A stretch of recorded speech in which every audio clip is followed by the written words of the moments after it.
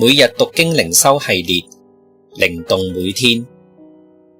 耶利米書下第16日，再求問的故事。閱讀經文：耶利米書38章1至28節和修本。選讀38章6、12、19節。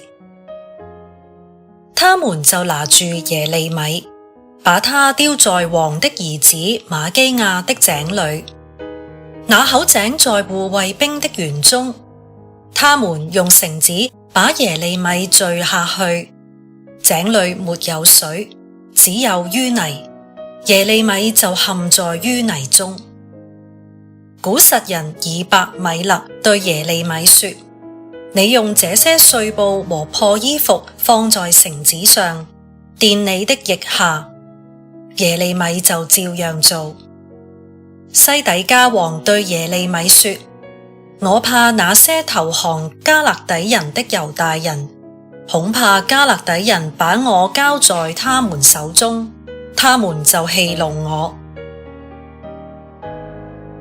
琴日提及西底家，佢2次求問耶利米，但係佢係對不利嘅國情毫無反應，處事猶疑。然而，按照今日嘅經文1至6節嘅記載，官長們對耶利米嘅預言，百姓將遭刀劍、饑荒、瘟疫，反應激烈，要求王去處死佢。懦弱嘅西底家竟然任由官長將耶利米囚喺井裏邊嘅淤泥，咁惡劣嘅環境，耶利米必定會死。幸好宮中有一位古實人太監向王報信，王先至如夢初醒，得知到耶利米將會餓死喺井裏邊，佢就急派30人去營救。喺呢一位太監細心嘅關照之下，耶利米得以脫險，翻去護衛兵嘅院子裏邊。接着嘅14至28節記載西底家佢第3次，亦都係最後嘅一次，私下去求問耶利米。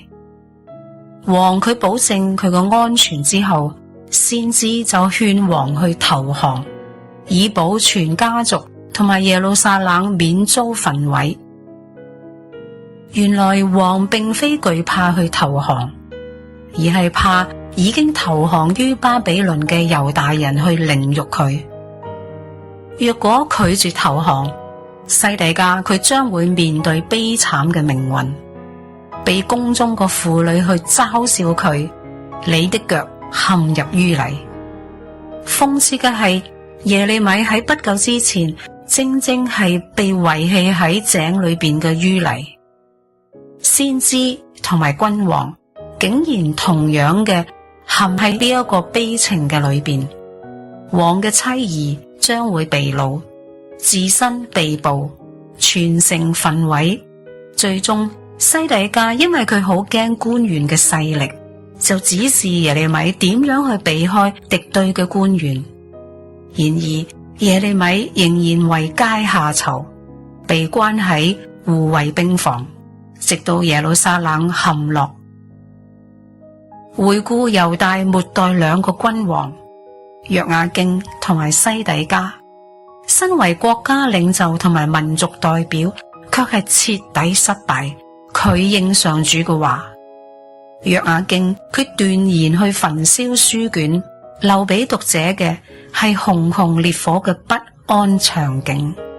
西底家就一直以舉棋不定、優柔寡斷嘅態度，毫無行動，縱使悲劇無法逆轉，最終佢嘅雙眼係被割除作為收場，令人驚懼。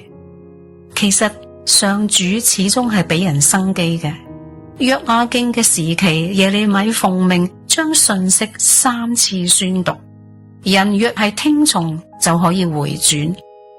而西底家呢，佢3次求問，如果願意投降巴比倫，就可以逆轉形勢。然而約雅敬嘅決絕同埋西底家嘅優柔寡斷，終於將國土拉倒啦。讓我哋一齊思想。第一，約雅敬同埋西底家王嘅表現同埋結局，對你有乜嘢提醒呢？